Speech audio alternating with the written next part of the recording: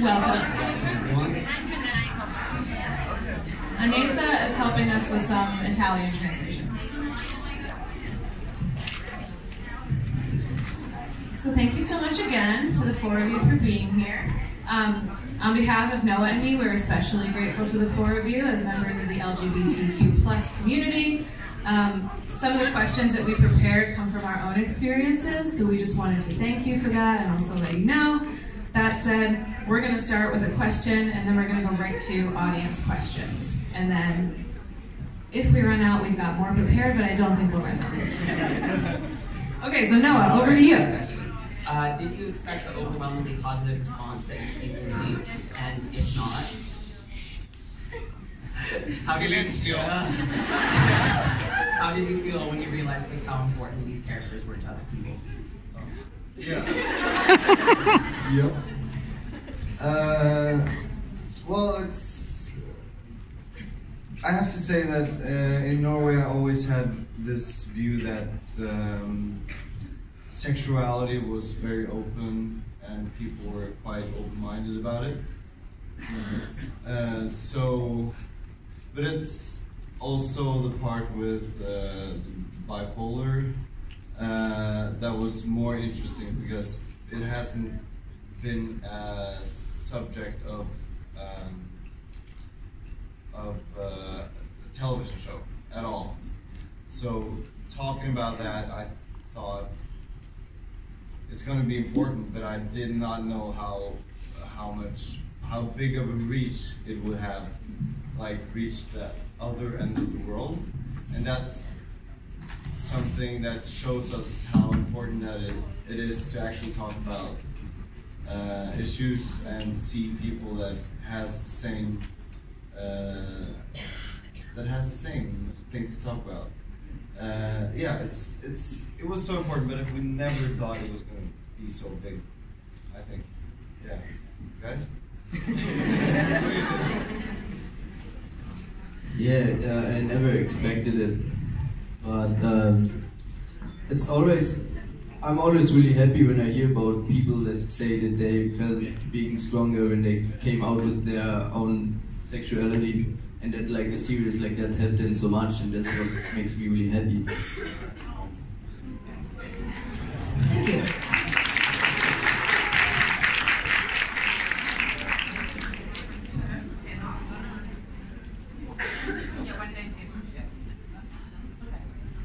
Allora, Eric ha detto che per quanto riguarda la Norvegia erano molto più aperti mentalmente, per quanto riguarda l'orientamento sessuale, quindi è stata una cosa più semplice, mentre per quanto riguarda il disturbo della bipolarità era una cosa che non si era mai vista in televisione, quindi è stato molto interessante far vedere anche quegli aspetti, però sicuramente non si aspettava la reazione mondiale che c'è stata a Scam, e quindi è stata una sorpresa enorme.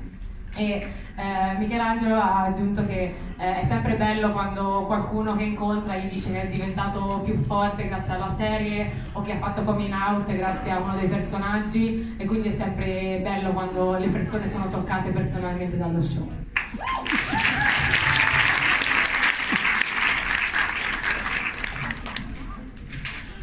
Anybody else, or shall we go to our audience question? Thank you, Lucas. Appreciate you.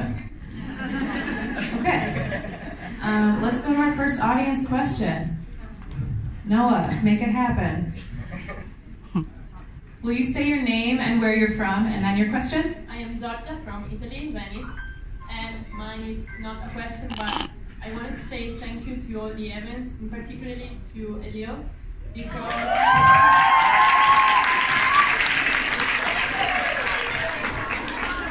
I am a person living with a chronic illness, and I found myself in his words when he talks about how you feel like a burden to your family, to your friends, to other people, how you feel like you can't be understood by others, and you have the fear of doing something wrong to other people you love without meaning it. So I think that that dialogue between Elio and Luca was very, very inspiring for people like me who have to face these illnesses alone, basically, or feeling alone, even if we don't have. And so, yeah, I wanted to say a big thank you. Thank you.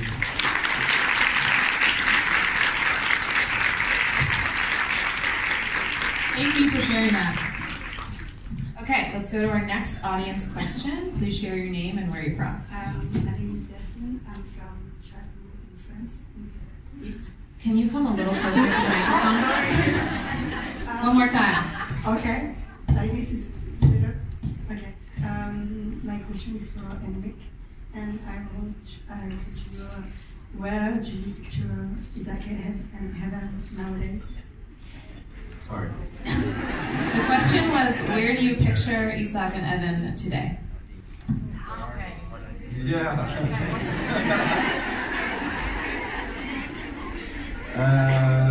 Wild guess. I think they're studying I think Evan is studying some directing stuff in Oslo maybe, and I think they live in an apartment together and handle everyday life like everybody else. But they love each other and they're gonna be together forever. Alright? Is that what you want to hear? Great job. Hello. Thank you. Hi. Hello. My name is Andrea. I'm from Romania. Welcome. Thank you. I brought here yesterday, so I'm glad to see all of you. And my question is for everyone, if you like to answer. What was your favorite moment to shoot from your season?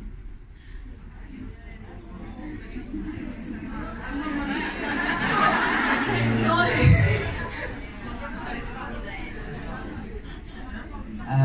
Personally, my favorite, I mean, it changes with the time. It depends on the day, but today, if I have to answer, it will be the scene where Elliot explained to Lucas why they can't be together, like because of him. First of all, because it was the first scene I've ever shot in my life, so it was like my first experience like in front of the camera. And actually it ended up pretty well, so I was like happy, like pretty well besides some other scene that I don't really like. So I was like proud of this scene, and yeah, because you see Elliot, like he's like emotionally naked in front of Luca. Like he just say things as he live them. So and it ended up good. Like it ended well. Like Lucas just say, yeah, but it doesn't matter. Like I love you, and we are just gonna live like the moments, and yeah, minute by minute, and it's gonna be okay, you know. And I think it's like a really good. It's a really important moment because it shows that whatever you're going through, if like the person in front of you loves you for who you are, for who you deeply are, they're gonna stay. They're gonna stay, and they're gonna love you like whatever you do, whatever you're going through. So yeah, that was the best moment for me. Can you summarize for us? Allora, ha detto che la scena preferita cambia ogni volta che deve dirlo, però se oggi deve sceglierne una, sarebbe la scena in cui Elliot spiega a Lucas le ragioni per cui non possono stare insieme. Quella era la prima scena che ha girato e deve dire che è molto fiero della scena, però era anche molto nervoso, e è una scena che gli piace molto perché pensa che quando Elliot si mette a nudo davanti a lui, quando tu mostri alle persone chi sei, se loro ti amano poi rimangono, ed è questo poi che succede a loro. Quindi quando uno si mostra per quello che è, le persone che importano rimangono.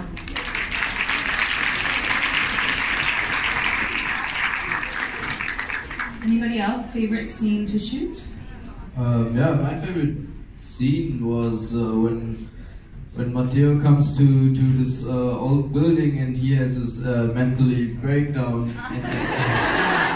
And it was really beautiful because you felt while shooting, you felt the truth behind it, and it was fucking good acting, and that's what I enjoy about work.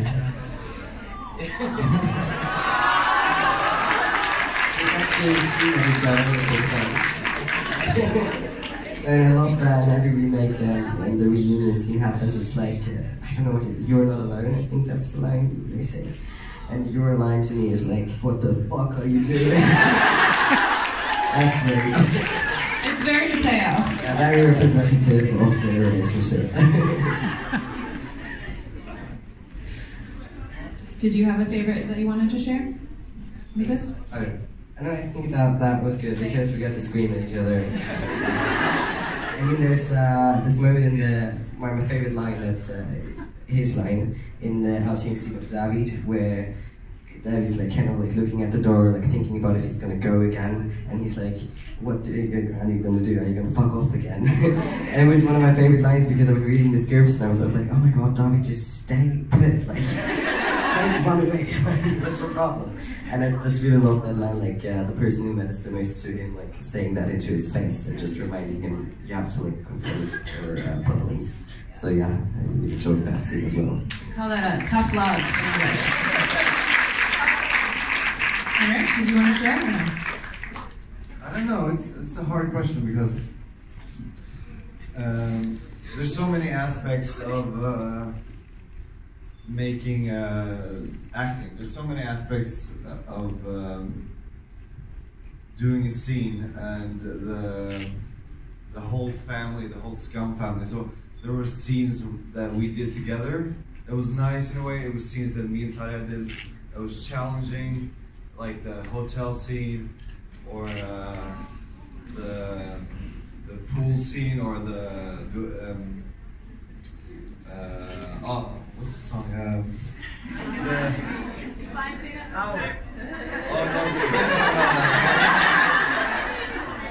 That was just hurtful.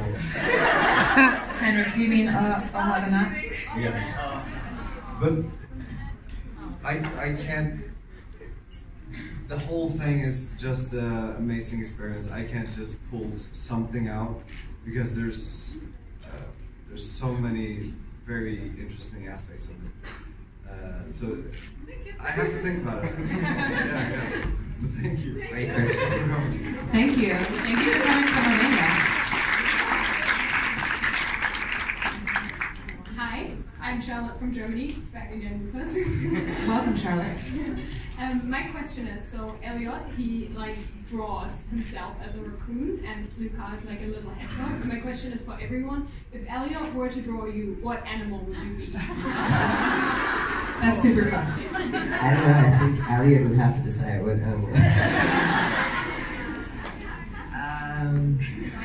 That's a hard one because I just met... Okay, no. First of all, what do you mean? How will Elliot draw Henrik or Evan? Lucas, you know? Like you as a person, so Henrik and Lucas. The human, not the actor, like the character. Yeah. Okay. And you as well. So And me as well. How would Elliot draw Max? Wow. Inception. That's fucked up because it's like the opposite way of working a character. You know? It's like a character working on a human. That's weird, but I love it. I love the concept. I'm gonna think about it. It's gonna mess up my mind. I think what you did there. And we're shooting right now, so you're doing weird stuff to my brain. I think I will have to think about it because. Like Elliot, when he met Lucas, he's already in love with him, and he still have to like think about how he's gonna, you know, there is like this special evening they spend together, like the beginning of the evening, and then he got the idea by like pulling his hair, and I think it's something like you have the connection with somebody, and because I draw people too, like in my life, and you can't draw someone like this, like you have to think about it and let it live inside you, and then it's just come out. Like right now I can't say it, sorry.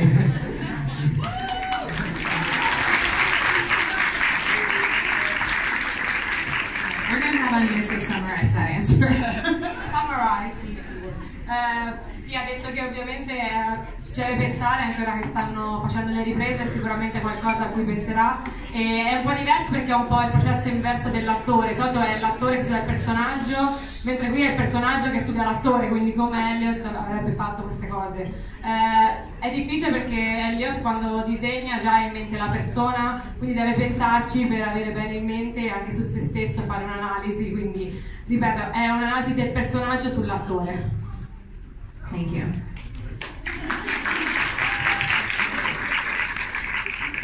Hi, I am Antonella and I come from Italy. My question is to all of you, but especially for these events. How did you feel to get to know your characters, knowing that you were representing the majority of teenagers and helping them get through their problems?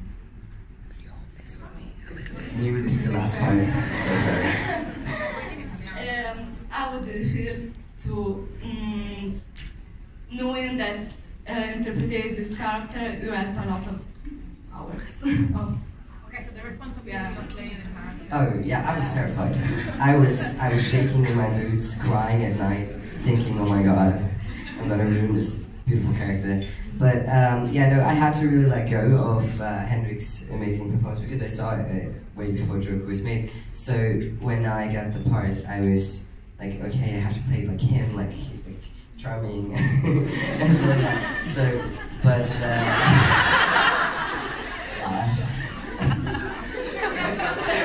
no, but the dynamic between Matteo and David is really different because David wasn't looking for a relationship other to the other Evans, so I had to let go of that, and he was not the part that was like, oh, let's do, but that was this guy. So yeah, it kind of changed for me. Yeah, maybe you're all gonna kill me, but I never watched until today. I didn't really watch our season, so I wasn't really scared. I just was excited about the work. Yeah.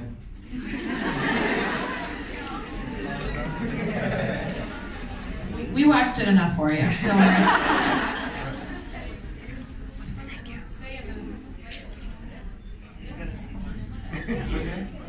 Go ahead.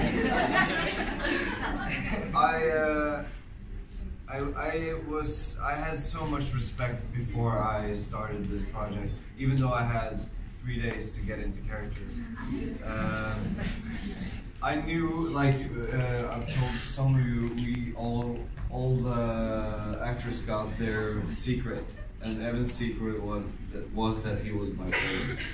So and it was made in a way that we got only one episode at a time, so we were kind of experiencing with the audience. So I didn't know, I just knew the part with Isak and Evan. I have a gay uncle that actually had to leave Norway because he wasn't accepted. So for me it was so meaningful to do a part that actually could mean something for the community. But Thank you. I appreciate that. But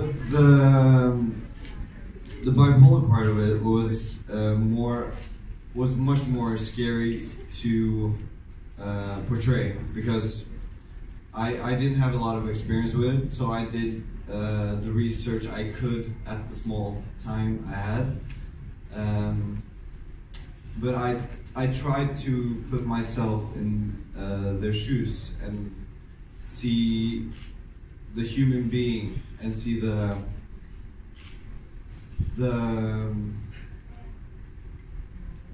values of it, what they value as a person, how they can be misinterpreted, and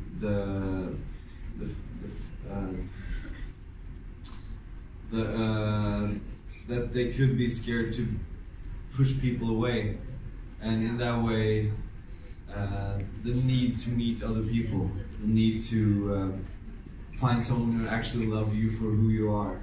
And that was my motivation into Isak and Evan was I want him to love me for who I am in character, and make it truthful. And I really felt the characters. It was magic, definitely. Yeah. Yes, it was.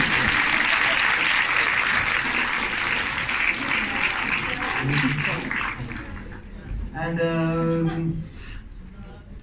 personally, I didn't thought about responsibility. Sorry. Okay. No, I didn't think about responsibility or something like that. Just first of all, because I didn't know Scam at the time, either the original one or the French one. I knew nothing. Like, sorry. I saw one scene. The bathroom scene. His bathroom scene. With the paper. And I was like, I'm not gonna play it like this. I can't. No, it was cool. It was a cool moment. After. What was I saying? Yes. No, I didn't think about the responsibility because, yeah, I didn't know the show. I didn't know the impact of the show. And I never heard about season 1 and 2 in France because it was more quiet than the season 3. Yeah, a little bit. No, but I think you don't have like to take responsibility because when you have a script like this, when you have a character as beautiful as Elliot was written, you just want to portray it and you just put all your work to live his life, to live the story. And I think it's okay. How am I gonna say that? No, because in my head it's very clear, but I think the impact come from the fact that we didn't think about the impact. We just portrayed like a character, his life, his pain, his love, like everything he goes through. And if you put like your body and soul in it for like 3 or 4 months, and you just don't think about what's going on, like from the audience or everything. If you play for the audience, you don't play well, and you just do like some fan service, you know, and it's not what you want. You just want to create a character, to give him life, and I think it's the most important part. And people see that and they feel that if you did it well, and I think that's why like we put like so much love in your character that it touches people, and I think that's why it gave us responsibility afterwards, like after the shooting when it came out, you know.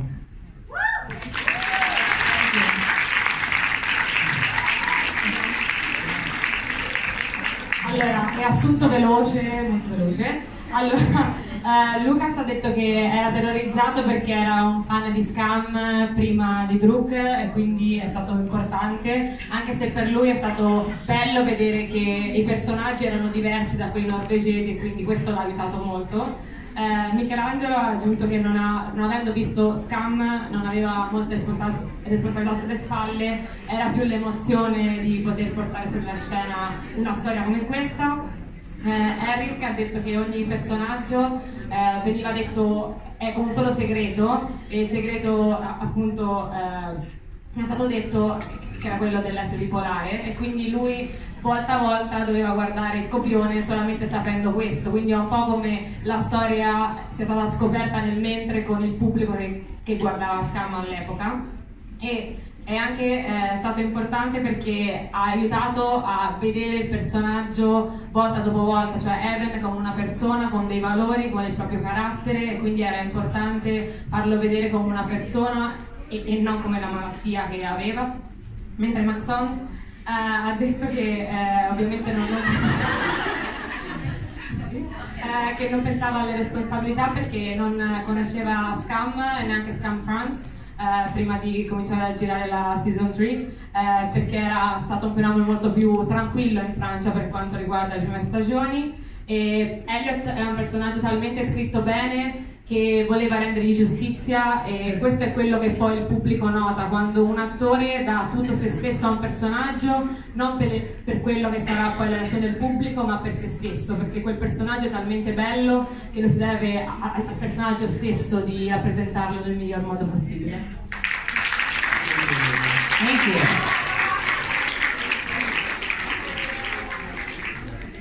Sorry, come on up. Welcome. Is this thing on? Okay. Hi, my name is Elias, and I'm from the UK. Welcome. And thank you. And my question is, if your lives were a Scam remake, what would your seasons be about?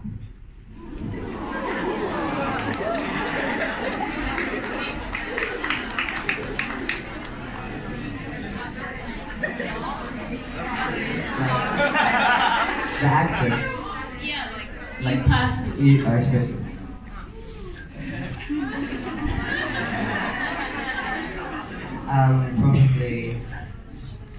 Probably about like a young, like a teenager thinking that he knows everything, and then discovering like 2 years later, looking back and being like, "What?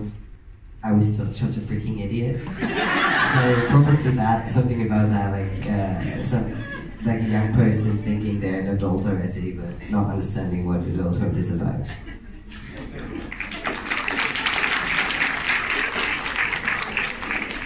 That's honest. Yeah, that's very good. I must. I think it had to be the struggling of being an actor. I don't know. It's so hard. No, but that's a very personal question. I'm sorry.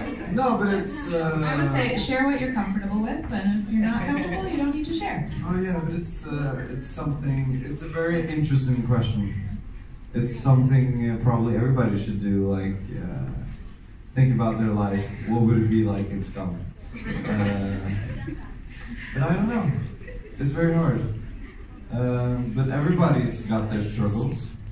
So that's something that's so cool about Scum is they really zoom in on our everyday life and make the small things very big. And in a way, that's how we feel it. But from the outside, it looks like nothing. So I don't know, but it's a very good question. Yeah. Did you have something? Oh. You want to go first? No. Such confidence.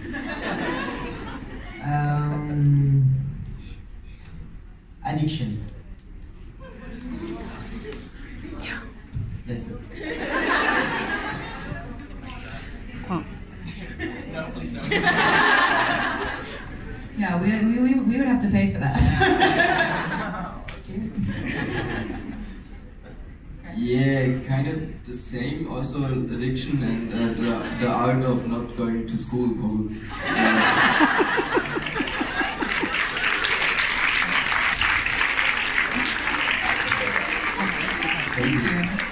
Thanks for sharing, boys. Ok, posso tirare quello che ha detto Eric. Ha detto che è una cosa che dovremmo fare tutti, pensare a quella che è la nostra vita e le difficoltà, perché ognuno di noi affronta qualcosa e ci sono anche delle piccole cose, questo è poi anche Scam, avere delle piccole cose che dall'esterno sembrano piccole ma che poi in realtà sembrano problemi enormi alle persone che le stanno vivendo. E quindi questo è anche il bello di Scam, cioè far vedere la realtà com'è e poter far vedere che anche le cose dall'esterno sembrano piccole, in realtà sono importanti. Thank you.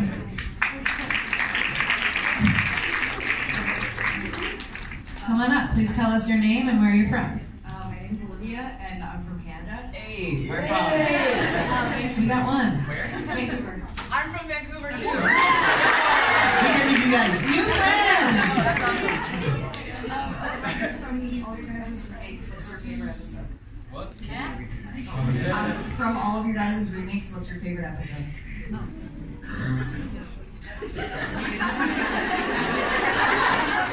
Do you mean like our own remakes or every remakes? Or like No, like your own remake. Oh, The original two or just the remakes? Sorry? The original two or just the remakes? Your own remake. Yeah, your own. What's your favorite episode from the show you were in? thank you. You got it. I was confused. Good question. I really like episode. Let me see something more. I think I like episode 8. Yeah, I think it's the episode with the coming out scene. I think because then finally, like, all the episodes before I like played my character, but always like as everyone else, I had the secret, and I had to like he was always like stuck up, and he never really spoke about what's actually going on, and I was like letting out the breath finally and saying what's going on. So that was really nice. Even though filming the scene was really hard, but and I really like the episode outcome. It's hard, but there's something very liberating about saying the thing. Yeah, definitely. I actually watched one episode of season 2. Yeah, one episode. I saw. I know Milena for a long time now, and it's the episode where she's going around with this other guy before he gets creepy, and yeah, and I really admired her acting. Yeah, it's my favorite episode. I guess. I'll take it.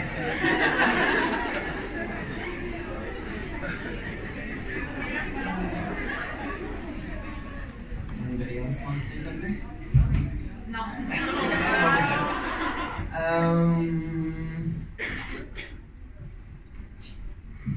The episode of the painting.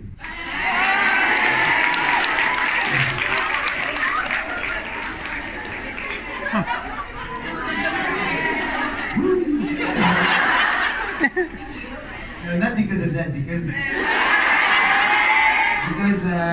yeah, it's a beautiful scene, like color and stuff.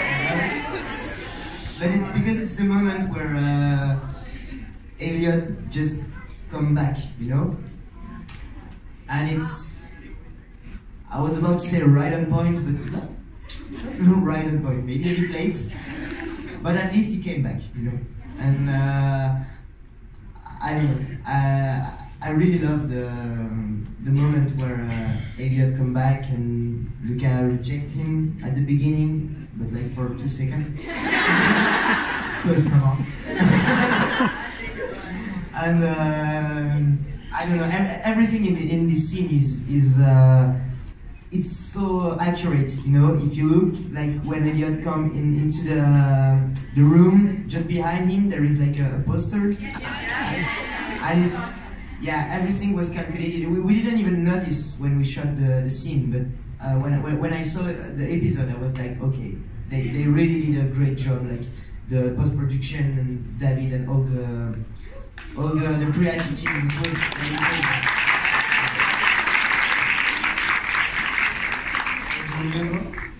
Oh. If you would like to. Yeah. Well, of course, O helga natt. Is that the similar one to the... Oh, okay.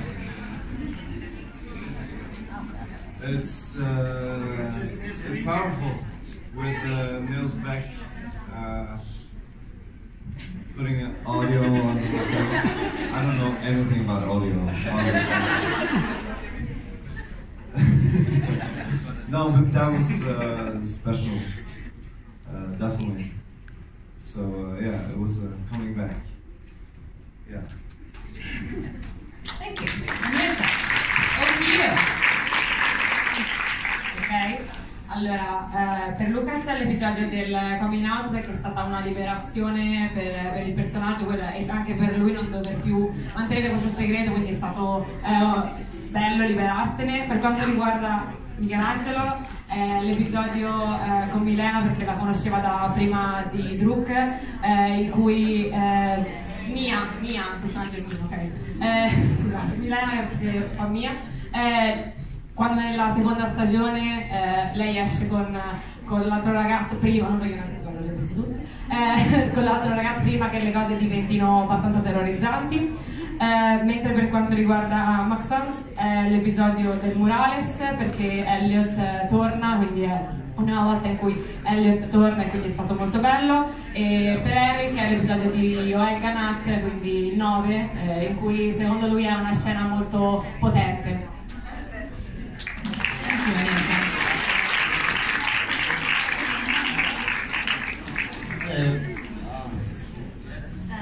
my name is Esther.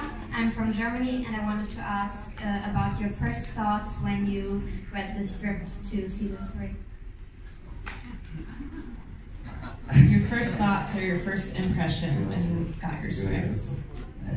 I first read the outline. We get like an outline of the new season, and it was a bit different, but kind of the thing. And then we had, then we got the first 3 episodes sent, and we did a table read, and we had. This is really awkward. So we had this workshop before. It was the first time we met. I was so nervous. I was acting really, really bad. So I was really bad, and the writers were like, "Oh, like we have to change everything. Like the dynamic doesn't work." And so when they changed the script, it was better because it was more like I was able to play it better. Let's say it like that.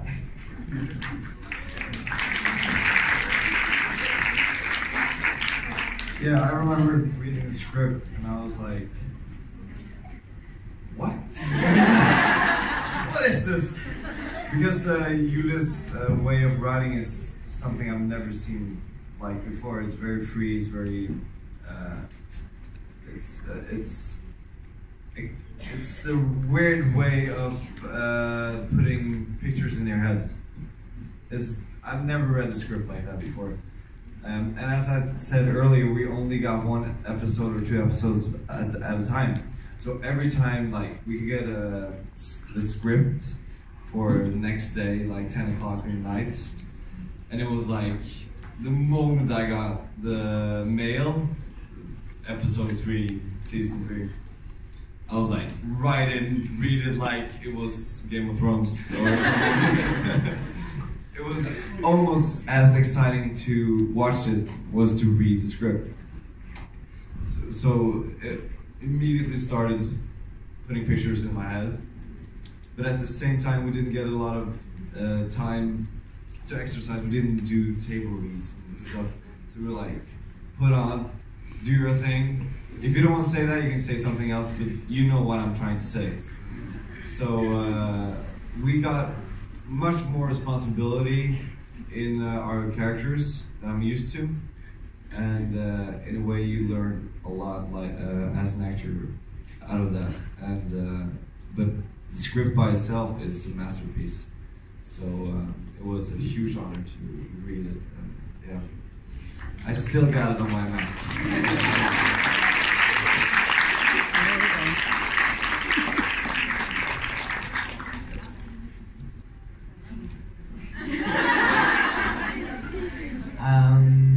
I remember I was in Korea at the time. I was living there, and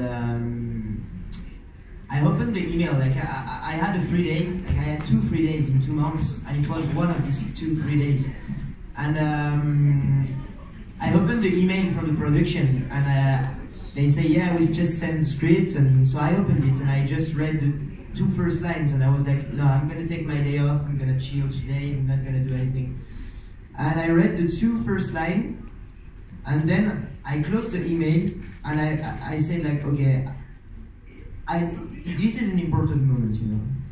So I went out. I went to like a coffee outside, and I ordered like maybe like 10 coffee. I don't remember, and I spent like 7 hours in this coffee, like reading my script, and.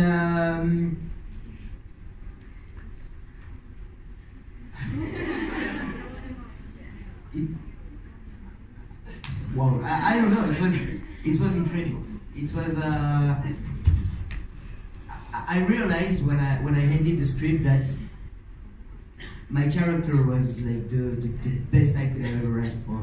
It was crazy. Like it was so colorful, so. I don't even know how to say, you know, it's like dynamic. Dynamic, complex. Complex is a better word, but I think there is no word like to say it. I was just like so happy like afraid, of course, but so happy to have the opportunity to portray someone like that. And I was like, okay, so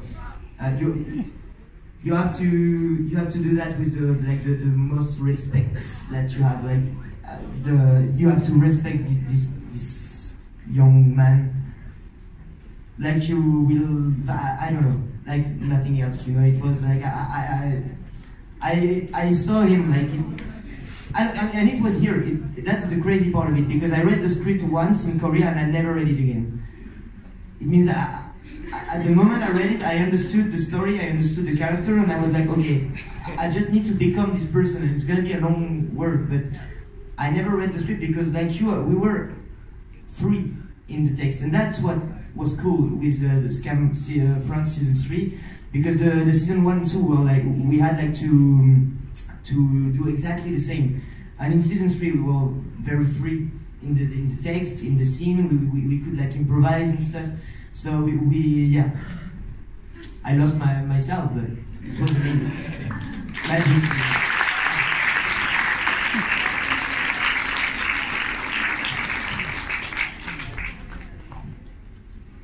Yeah, I would stick with Lucas. That works. Agnesa, do you want to help us out with that? Sì, lo accorcio un pochino perché almeno c'è tempo per qualche altra domanda. Allora, Lucas ha detto che dopo la prima lettura hanno cambiato qualcosa nel copione, quindi è stato importante anche poter dare la propria impronta e quindi poter anche cambiare leggermente quello che c'era. Eric ha detto che non hanno mai fatto delle letture al tavolo perché veniva dati per un episodio o 2 massimo alla volta, quindi mi ha dato l'episodio e ok, ecco, recita, e quindi era partito abbastanza molto facile, però erano delle opere d'arte, proprio il copione in sé, quindi è stato un onore poterlo portare in scena.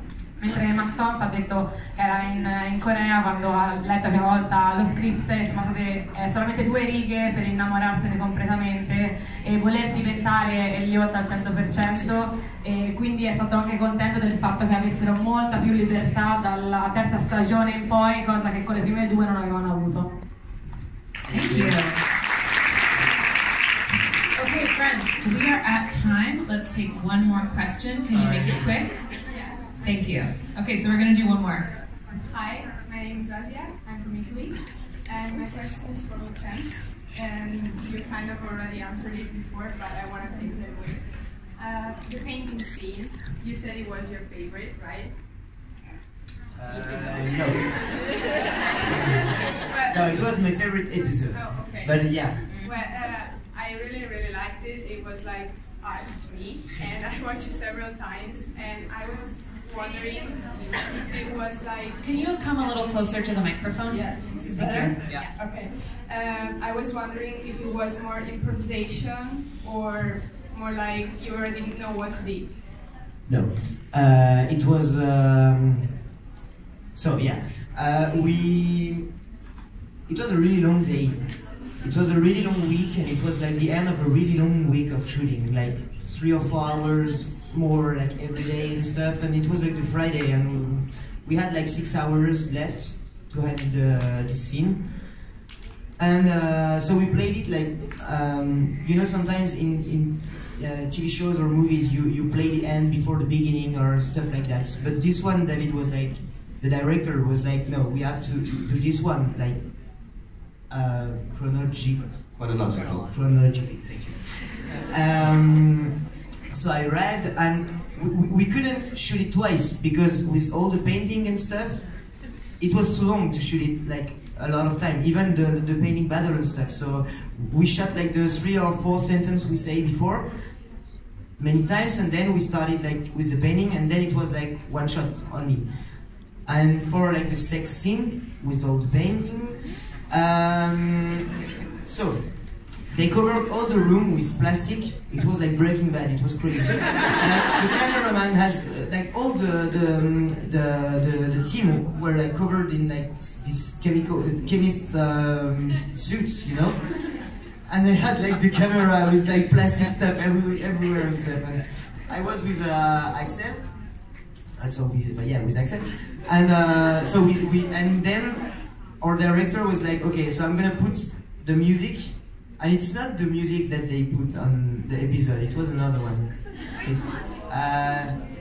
It was a song called Dreamer by Clark something, a DJ. And I was so sad because I listened to it like for 3 months after the shooting, and then they changed it, and I was like, fuck off. We worked, like, we made love on this music. We made love to this music, and you changed it. You can't do that. But never mind. And then he just said like action, and he let us make out for like 30 minutes.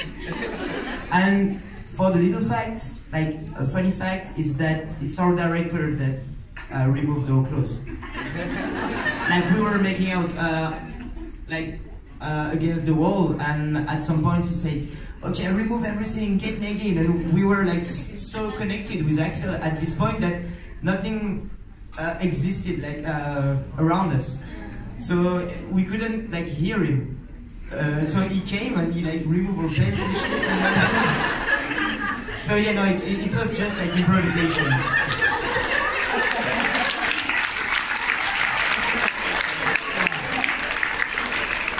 Really great last question and answer. Agnesa, do you want to try to summarize that, or? Did you all get it? Yeah. All right, thank you so much to our 4 panelists. We're going to have you go out with your everybody else, please stay seated for the moment. Sorry, can we have everybody stay seated for now? At least that one was an accident. Thank you again.